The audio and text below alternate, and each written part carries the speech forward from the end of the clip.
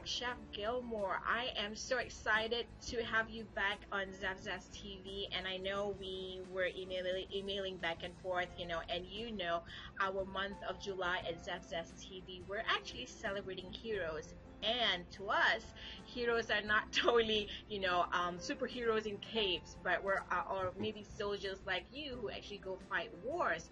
But to us, heroes are pretty much any ordinary person who probably have, faced challenges and probably conquered them and actually, made it turn it into a success. And I think these are heroes truly in our eyes.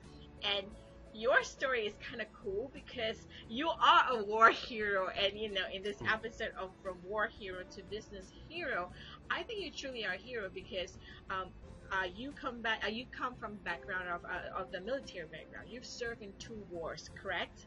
That is correct. Okay, and what always fascinates me is being a soldier, and here you are, a culinary expert, a chef. Totally 2 different, I would say, backgrounds. I got to hear that story, the story that, actually the passion that drove you into culinary arts. What's that all about? I mean, how did you get started? Well, I got started at actually a very young age. I was one of those people that was always around the kitchen. Every time my mom actually went out and cooked, I was like really right behind her. So the passion of culinary arts actually started around that time frame, around I'd say like 6 or 7 years old. Then it actually grew.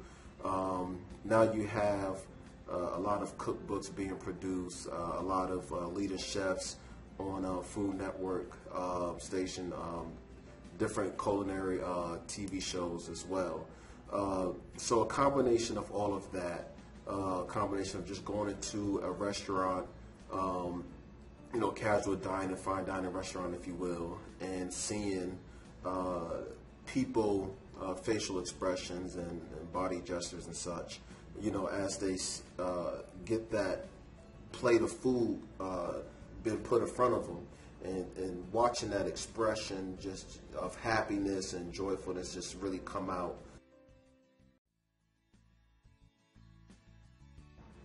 So how is that different? I know, like I said, coming from a military background and then now in the food industry, right?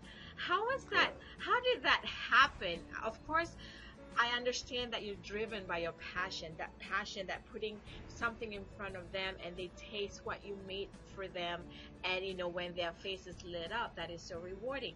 But really, I'm sure there is a different story that actually helped root that passion. What's the background? What's the story? Is there somebody in your life happens to be the driver of that passion? Maybe a mom, an aunt, or a grandmother who probably was a great cook in the family that inspired this passion and helped develop this passion in you? Yeah, truthfully, it actually came from my younger brother.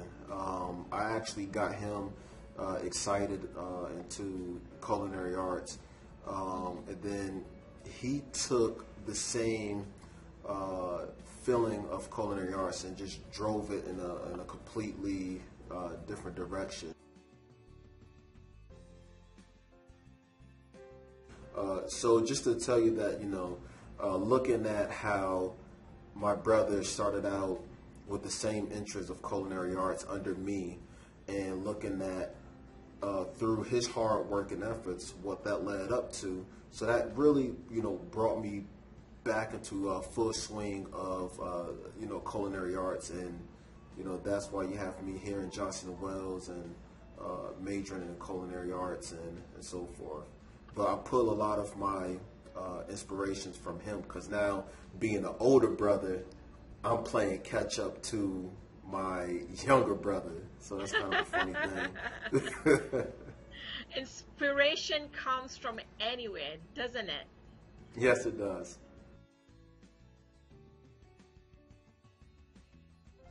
So maybe you can tell me, how did you get started being a soldier? Because again, that too must have a story, because that usually it's somebody that inspires you, or it's something that you've always wanted to do. So how did you get started? Well, I guess the process for being in the military is much easier for myself because my whole family is, I have a military background. Um, you know, my Okay, that's that's pretty much, it's yeah, okay. I see. yeah. So It makes it so much easier, isn't it? exactly. Because I grew up in that background. My dad was E6 staff sergeant in the United States Army on an active duty. Then he got out as an E6. I'm a E5 in the Army. I have a brother that's active duty Marines. I believe he got his E5 too, newly promoted. And my brother that I was mentioning before, Frederick Gilmore, Navy, he just got his E5 rank too. So So here you are, still in the military, but then you're also a business owner. This is the beauty of it, because people don't really see this fact until you break it down into the way I will break it down right now. You went for all those training for many years, you serve in a war, and you still are serving, and then you come back, you do a business. And people generally say having a business is very hard, and it's like so much stuff to do, because you have to do it all your own. And whenever there's a challenge, I don't know if I can handle it. So tell me, really, I mean, I want the truth here. You served in the war. I mean, you went on 2 tours, right? And correct. here you are, a business owner. Which one is more challenging? Which one is much more tough?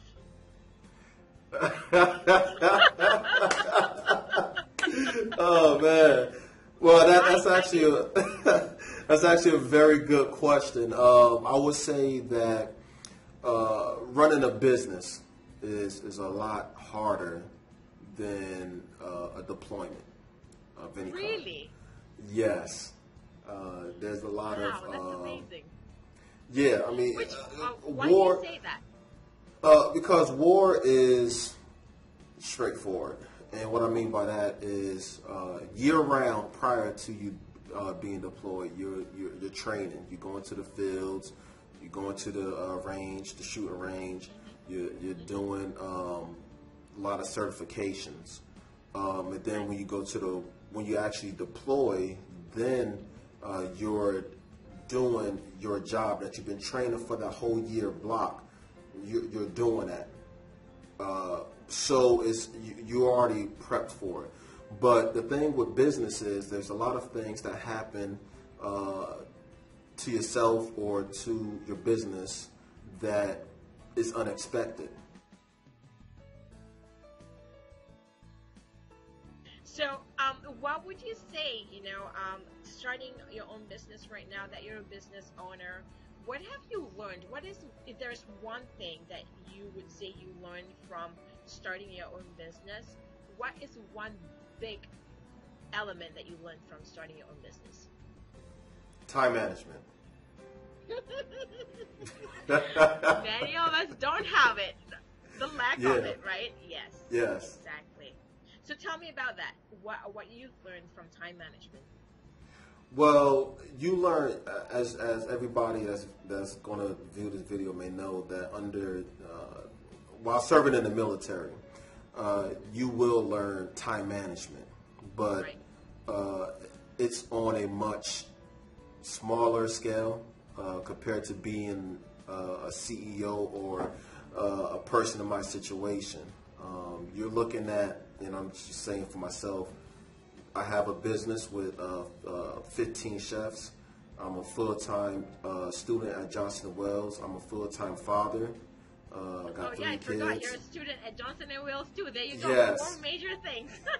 exactly. And I'm currently serving in the reserves now. So There you go. I have a lot on my plate, and time management has to be a key factor in every waking moment that I have. Absolutely. I mean, and I think, being the chief water washer, the cook, the driver, and all that stuff, right? We really have to learn it, right? I mean, like, whether we like Yes, it or not, you got to do it. Like, if you're in the exactly. military, you have to, because it's regimented, it's scheduled, you have an expectation. But with having your own business, you really have to start from scratch, right?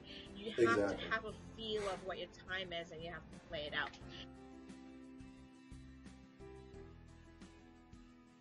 So, let me ask you this. What would you say motivates you to do what you do today?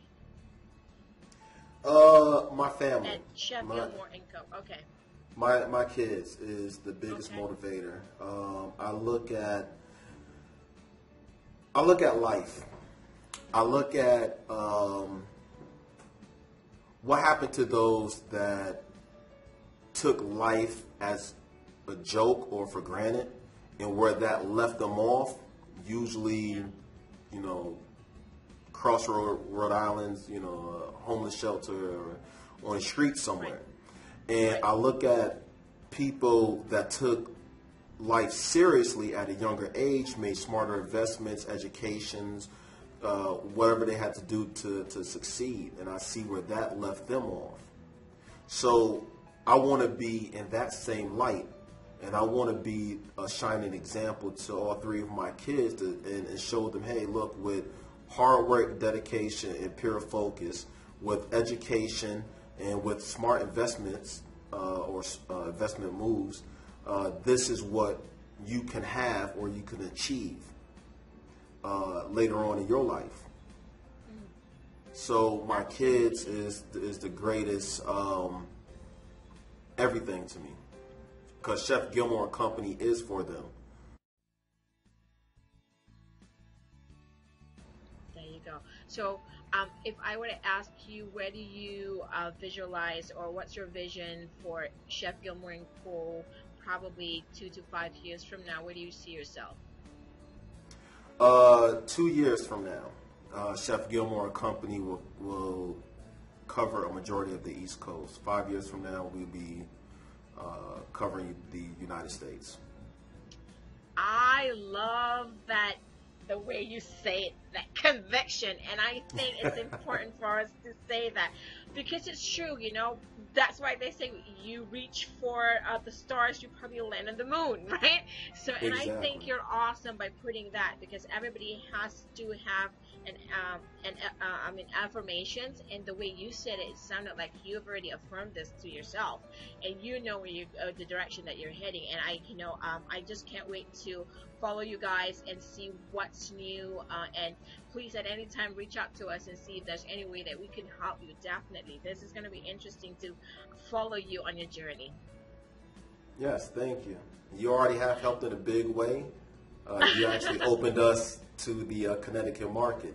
I actually There you got a go. few resumes from very experienced chefs from different areas of Connecticut to work for me and open up an office in all throughout Yay! This Connecticut. is why we do what we do, because I totally am a huge believer that sometimes we have to collaborate and help each other in one way, form, or other.